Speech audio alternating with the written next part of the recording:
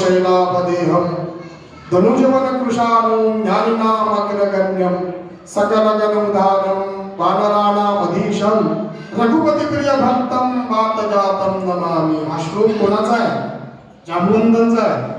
जांबवंतांनी लिहिला श्लोक आहे. जांबवंतांनी ते उल्लेख केलेला म्हणजे वाल्मिकी रामायणातला श्लोक आहे, पण उल्लेख करताना जांबवंताकडे आलेला श्लोक आहे.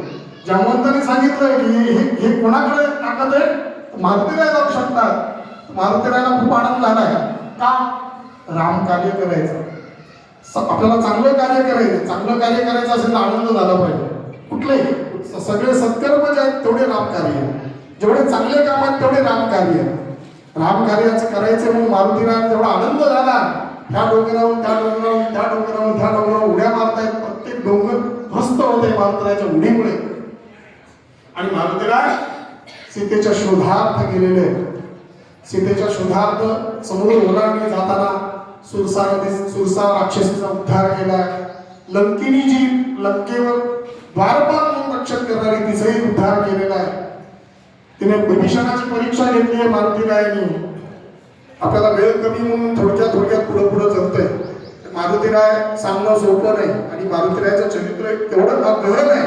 प्रत्येक ह्याच्यात मारुतीराय आपण म्हणतोय. मारुतीराय हे दास नवभक्तीमध्ये दासभक्ती कोणी केली असेल तर मारुतीरायांनी केलेली आहे.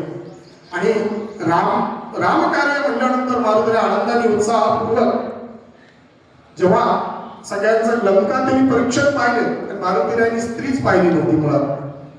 म्हणजे वानर लोकात असल्यामुळे सगळ्या वानर पत्नी वगैरे पाहिला, पण मनुष्य स्त्री त्यांनी मारुतीरायांनी पाहिली. त्यांची स्त्री त्या पद्धतीने, आणि मारुतीराय ब्रह्मचारी असल्यामुळे स्त्रीचं सौंदर्य याला माहीतच नाही. आणि रामाने जे सांगितलेले सीता अशी आहे तशी आहे या पद्धतीची आहे, आणि असं शोध करायचा मारुतीला खूप अवघड झालं. कसा शोध घ्यायचा? तर पहिल्यांदा त्यांनी मंदोदरीला सीता म्हणून समजलं. नंतर पुन्हा त्यांनी सुग्रीवाची याची विभीषणाच्या पत्नीलाच सीता म्हणून समजलं.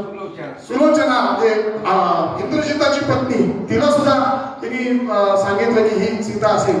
असा शोध मारुतीराय करत असताना एकदा त्यांच्या लक्षात आलं की अशोक वाटिकेमध्ये सीता आहे. ही विभीषणाकडनं थोडक्यात त्यांनी विभीषणा तिथं रूप बदलून गेलं. विभीषणाने सांगितलं की इकडे अशोक वाटिकेमध्ये सीता आहे.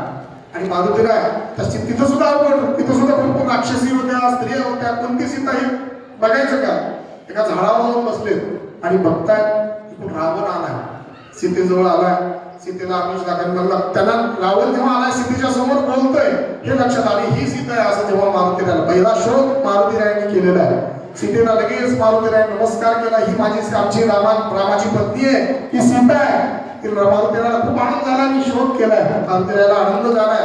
आणि रावण जेव्हा बऱ्याच आमिष दाखवून सीतेला दंड दाखवून 1 महिन्याचा अवधी देऊन रावण निघून गेला, तेव्हा मारुती